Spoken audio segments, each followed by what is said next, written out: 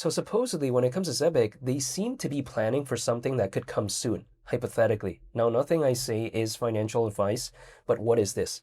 So we all know that they are planning the enterprise rollout when it comes to the super app by the end of March, right? Supposedly. But they just kind of gave a hint, or should I say kind of a reminder, I would say, regarding this, because Zebec recently made a post that said a bunch of random stuff that I don't think people really cared about, but there was a section where I did care about, and that was how they said, I'm going to quote them, right? Soon, the enterprise version of the super app will enable companies to manage cards, expenses, and payrolls. So, isn't that pretty cool? I mean, they just literally kind of basically reconfirmed what they showcased on the Zebec roadmap anyways, in terms of the super app roadmap, I should say. So it seems like they're kind of sticking by their word. So I do like seeing this because Zebec does not have a track record of kind of not following through about the things that they plan to do, so far at least. So I do like seeing this. Now, again, I am not telling anyone to do anything, and I just want to clarify that I am not a financial advisor. However, when it comes to Zebec, what I like in terms of what I'm seeing is how that they still update and how they're still working towards something. Now, people like to tell me, okay, when it comes to the super app, why is this a big deal? Like, who cares about this? Well, in terms of the context of Zebec, it could matter a lot because if we take a look at Zebec, naturally, it's a pretty diverse project, right? It's focused on payrolls, it's focused on the cards and all this.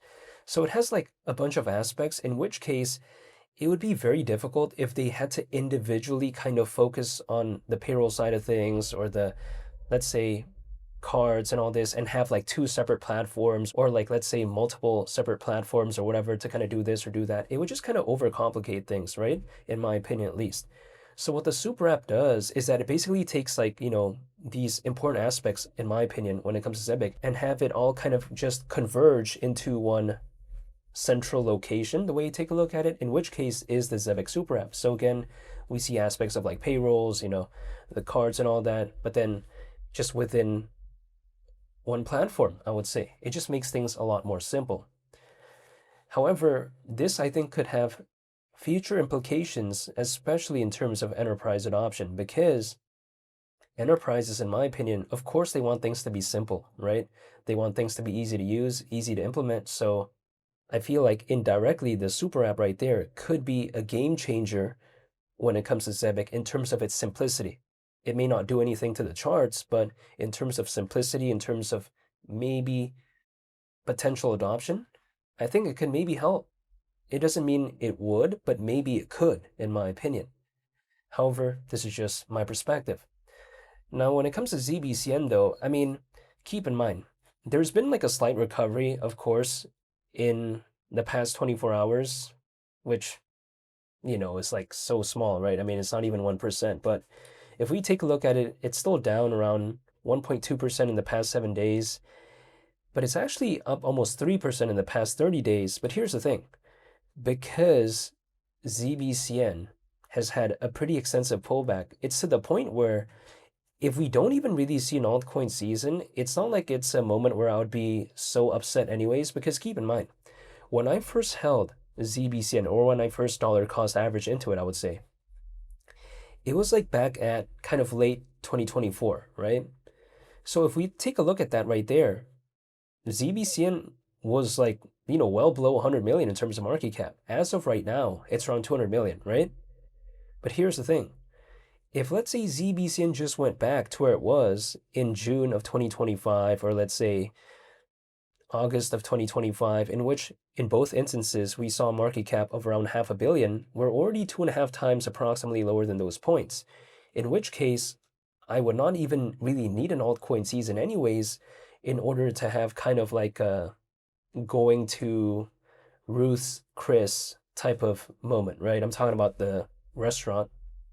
That's the way to take a look at it. It's like, I don't really need an altcoin season anyways in terms of having a going to Sizzler type of occasion. That's kind of my mindset. Just because ZBCN's had a pretty extensive pullback in the grand scheme of things. However, let's assume I never got into ZBCN in late 2024. Let's say I never did that. Let's say I just started dollar cost averaging like kind of recently or basically right now or whatever. If let's say ZBCN just went back to like a 500 million market cap, in which we actually saw on like several occasions in 2025. If let's say just did that from right now, again, we're around 2.5 times lower than that. Or should I say around 2.5 times lower than those moments, right? But yeah, besides that point, if I take a look at that right there, Bitcoin is not around 2.5 times lower than its all-time high. That's the way you take a look at it. So when it comes to something like this, I mean, if it just goes back to like a 500 million market cap, yeah, I'm not going to complain, in my opinion. I'm already going to Sizzler at that point. So yeah, that's just kind of my mindset. It's just because ZBCN has had such an extensive pullback. Here's the thing. Had ZBCN's pullback only been to like 350 million or 400 million or something like that, let's say it held up a lot better. If it did that, right, the journey back to 500 million would be kind of boring at that point because it's like not even such a big difference.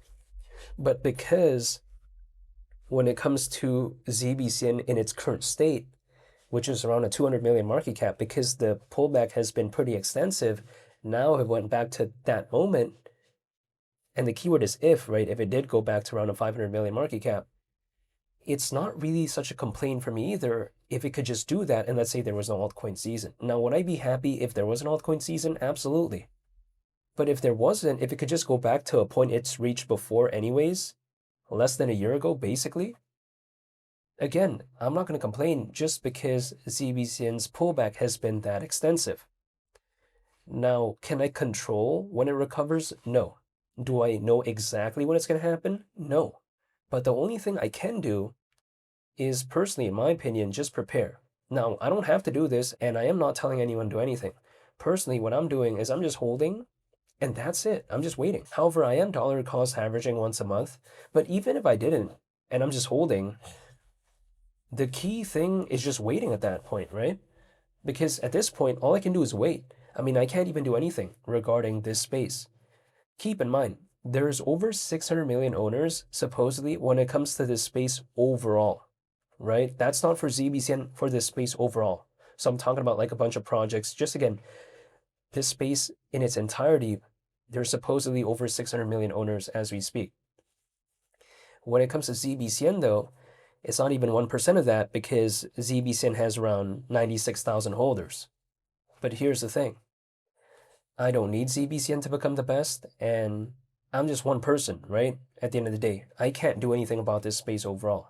But I like to be prepared because I feel like this quote-unquote roller coaster, so to speak, whatever it wants to do, it's going to do it with or without me. It doesn't need to ask my permission. It doesn't ask for my input.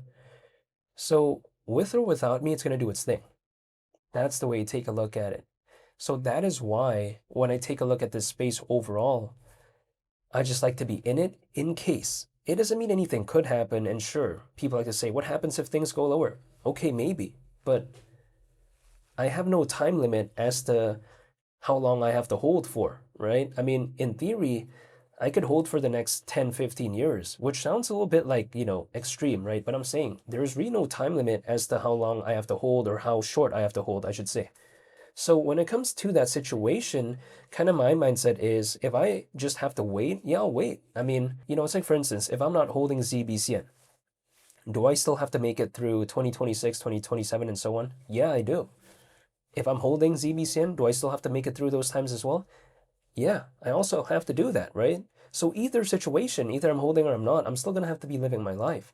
So I just like to stay prepared, maybe in case it does not mean anything would happen. I have no control over this, right? I can't control anything, but I can control myself, and I'm preferring to just voluntarily hold and wait, even though I don't have to, but that's just a voluntary thing that I'm doing. However, when I take a look at ZBCN as of right now, again, still relatively speaking, kind of low, right? Around a 200 million market cap compared to where it once was. So people like to say, oh, this project recovered like 50%, 70%, or whatever. True in some cases, especially for some microcaps out there. But ZBCN is not a microcap. And even if some bigger projects out there have had a better recovery when compared to something like ZBCN, my kind of perspective is that not every single project is just going to randomly do its thing all at the same time. Sometimes they move at a different pace. Remember when Zebec's closest competitor called XCN reached a market cap of around $1 billion back in 2025, in early 2025, while ZBCN was still kind of being pretty low. Then what happens when XCN had a pullback, ZBCN started going up. And those are two projects right there, pretty much focus on the exact same niche, global trade and finance, right? And even that had different moments where it kind of did its thing. So other projects out there, let alone compared to something like this, is probably going to move at a different pace. Sometimes it's going to do its thing at a different time. So I'm not concerned about this because my mindset isn't what could I do in a week or 2 weeks or 3 weeks. No, my mindset is far beyond 4 weeks and 5 weeks. My mindset is more so of the long term. So this is why I'm not concerned that other projects are doing better as of right now in like the past week or the past month. If anything, I'm still kind of happy dollar cost averaging at around a 200 million market cap anyways. This is my mindset, even though I am not telling anyone to do anything, but because my intent is to dollar cost average, right? So preferably I like it if it's as low of a point as possible.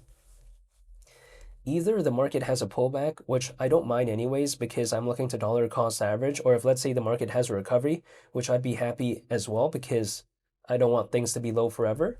Either way, I take a look at the positives, right? Okay, if let's say a project that I'm a fan of has a pullback, I'll be happy for dollar cost averaging. But what happens if it recovers? Then I'll be happy because the sentiment changed. So it's not like one moment or the other would make me upset. I feel like either the market has a pullback or the market has a recovery. I'm happy either way because I see some positives from both situations. Like, for instance, again, a pullback, I take a look at it for dollar cost averaging. If things recover, I take a look at it as, you know what, the sentiment changed. So either way, because my mindset is more of a long-term basis, I don't complain about these either situations. That's the way I take a look at it. So I'm still waiting, even though I'm not telling anyone to do anything, but Zebec, it has an aspect of Solana, has backers like Circle, which is the creator of USDC, and as well as Solana Ventures, and yet at the same time, it's focused on global trade and finance. ZBCN is basically, in my opinion, like giving off a vibe of XDC, something like XLM, but just with a lower market cap. That's the way you take a look at it. So yeah, I just haven't given up, and this is my point of view as of right now. However, I just want to say thank you for watching, and I hope you all have a very nice day. It's been Lee the Captain, and I'll catch you all in the next one. I'm up. Peace. Bye.